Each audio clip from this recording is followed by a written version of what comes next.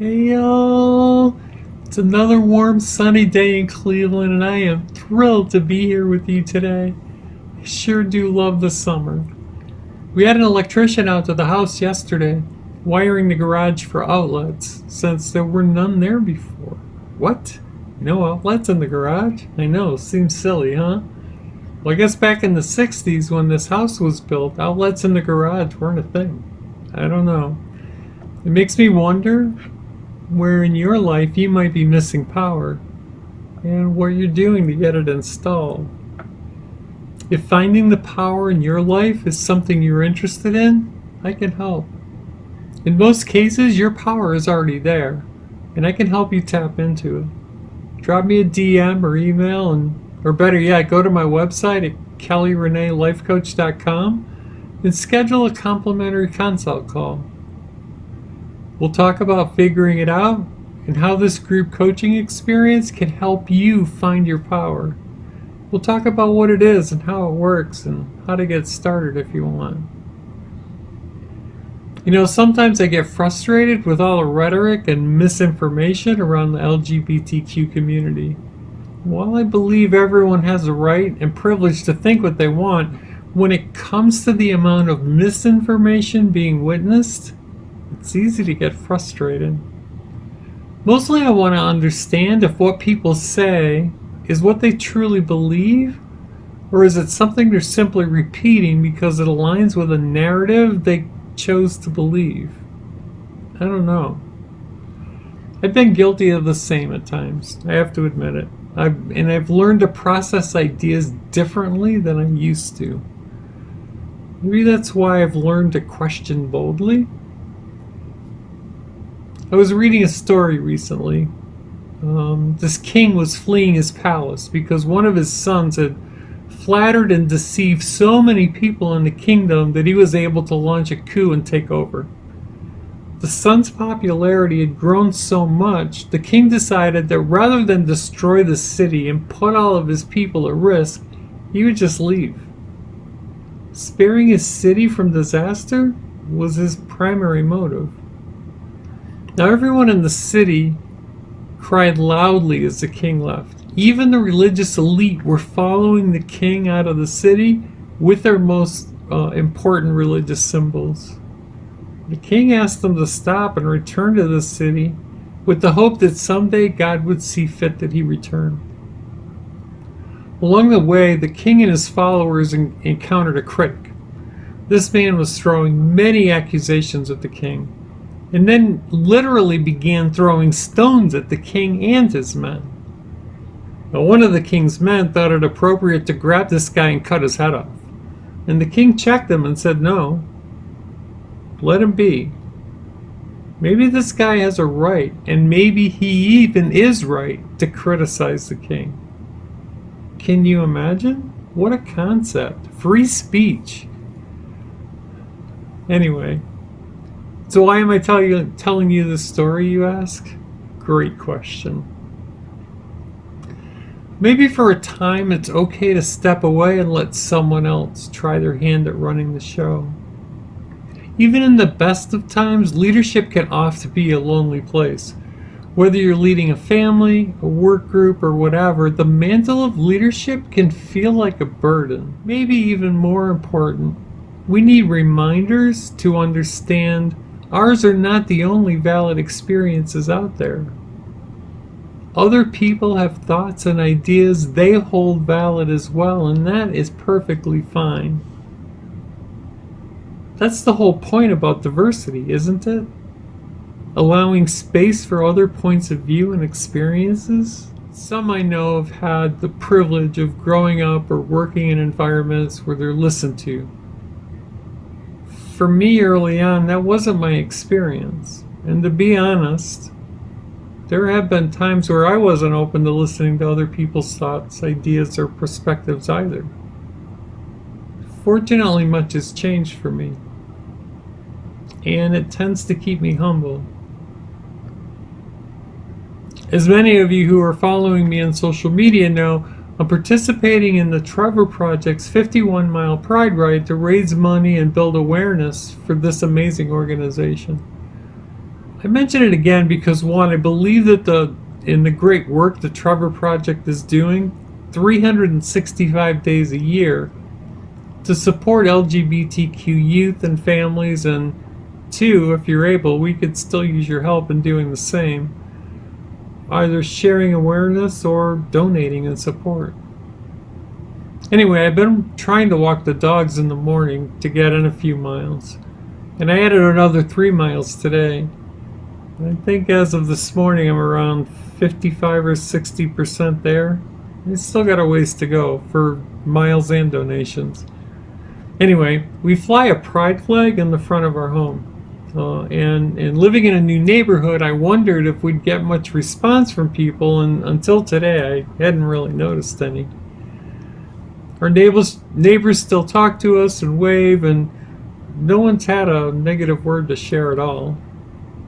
But there's a house down the street, and they fly 2 U.S. flags, one on either side of their front door. Patriots, I am sure. So this morning I noticed they've added a 3rd flag right over the front door. I had to look it up to see what it's called, and according to Amazon, since they sell them, it's called the Super Straight Flag. Okay, never heard of it. Pardon me while I take a drink. A little more research shows Wikidata sharing the image as a sexual identity developed on social media, purportedly describing the exclusive attraction to opposite-sex cisgender people. I wondered if this was in direct response to our pride flag, and how cool it is that they get to share their beliefs on their relationships too. Have you seen one of these anywhere yet? I have a feeling it might become more popular. We'll see. So I wonder, does this kind of stuff trigger you in any way?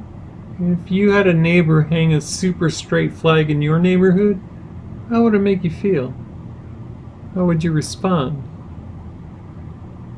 In so many conversations I have, limiting beliefs come up, especially when we're talking about radical self-acceptance.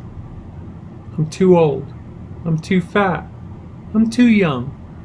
I'm not enough. I'm not smart enough. I'm not pretty enough. I'm not physically fit enough. I'm not educated enough. I don't have enough experience. I don't know what I really want or what my passion is. See, sometimes fear keeps you stuck. Fear of the unknown. Fear of what others think or might say or do. Fear of being a spectacle. You know, temperament plays a role here too, and so do values and ethics. Most of these things are far removed from the truth, but our brains, trying to protect us, allow us to fall into these narratives. The trouble is, none of it's true. And even if it were at some level, you don't need to stay there. When we get clear on our values and ethics, we can begin to look forward and plan for what we want our lives to look like. See, coaching doesn't provide you a magic bullet. What I mean is, it's unlikely you'll go from a timid person to a super outgoing public speaking marvel in one fell swoop. What you can do, though, is take baby steps. And by working through the discomfort of growth, make the changes incrementally you want in your life. One of my people has been working on finding his voice, and he's been systematically sitting in the discomfort of speaking out at meetings. Practical experience. He recently attended a conference and made a practice of speaking up at each session. Early in the week was really uncomfortable, and he did it anyway. And as the week progressed, it got easier, and by the end of the week, it almost felt natural. I am so proud of him.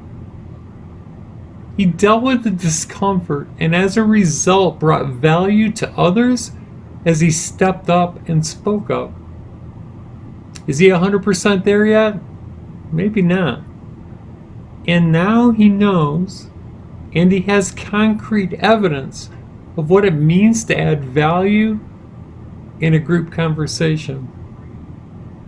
He also received validation from other people who attended. See, baby steps, little changes like this pay huge dividends in the long run. If you're struggling with limiting beliefs or feeling like you're not enough, joining our group coaching experience called Figuring It Out will help you. There's more out there for you. All you got to do is begin. Begin to trust yourself.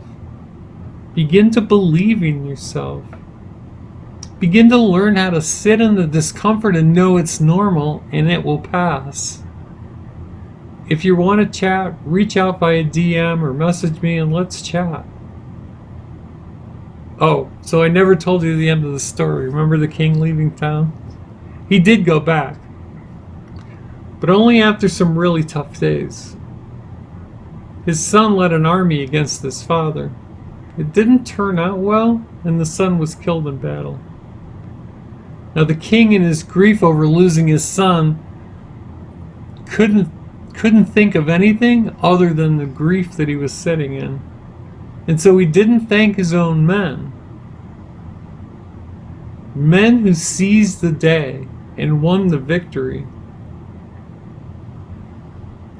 He was sad and dejected, and his mood spread throughout the entire kingdom. One of his leaders came to him and had a serious conversation with the king. He was honest with him. He said, "Look, I get the grief that you're in, but these guys would die for you, and you need to go out there and congratulate them." And finally the king came to his senses and celebrated the victory with his men. See, losing his son hurt deeply, and celebrating a hard-fought battle was appropriate and important. I mention this story because we're going to see some potentially disappointing days ahead. SCOTUS is soon going to be announcing their verdict on Roe v. Wade. More state legislatures, like Ohio, are still passing anti-LGBTQ legislation targeting kids. As frustrating as this can feel, we're here to carry on and continue to build community and support one another. Y'all, I loved you so much. And thank you for watching and listening. I'm thinking about y'all today. Don't give up. Don't quit. You are valued. You are loved. And you matter. And remember, life's too short. Be kind. Do good. And we'll talk soon.